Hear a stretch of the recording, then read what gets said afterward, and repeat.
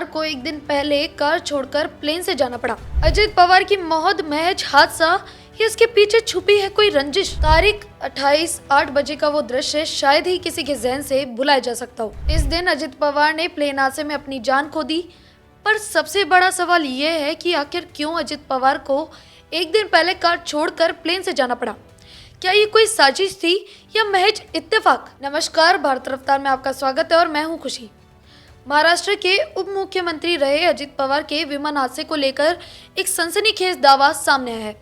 NCP के प्रदेश उपाध्यक्ष और अजित पवार के करीबी प्रमोद हिंदुराव ने एक शोक सभा में खुलासा किया है कि अजित पवार मूल रूप से सड़क मार्ग से मुंबई से बारामती जाने वाले थे, लेकिन एक फोन कॉल ने पूरा प्लान बदल दिया। 28 जनवरी को अजित पवार मुंबई से प्राइवेट एयरक्राफ्ट से बारामती आ रहे थे, जो कि 16 साल पुराना लेयर जेट था।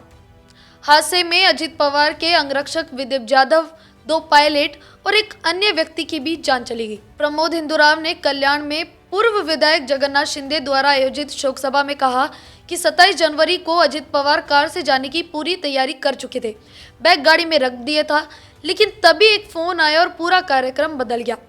इसी बदलाव के बाद उन्होंने विमान से यात्रा करने का निर्णय भी लिया। फोन पर मंत्रालय की एक महत्वपूर्ण फाइल क्लियर करने की बात हुई। अजित पवार ने अपने सचिव को दस्तावेज लाने को कहा और फाइलें शाम 7:30 से 8 बजे आई, जिससे रात काफी हो गई थी। काम निपटाने में देरी हुई और अजित पवार ने अगले दिन विमान से जाने का फैसला किया और यही फैसला घातक साबित हुआ। उन्होंने एक भावुक किस्सा भी साझा किया। विदीप जाधव पहली बार अजित पवार के बगल में बैठे थे और एक फोटो खींची, जो कि उनकी आखिरी तस्वीर बन गई। इस दावे ने राजनीतिक गलियारों में हलचल मचा दी है, खासकर प्रफुल्ल पटेल का नाम आने से।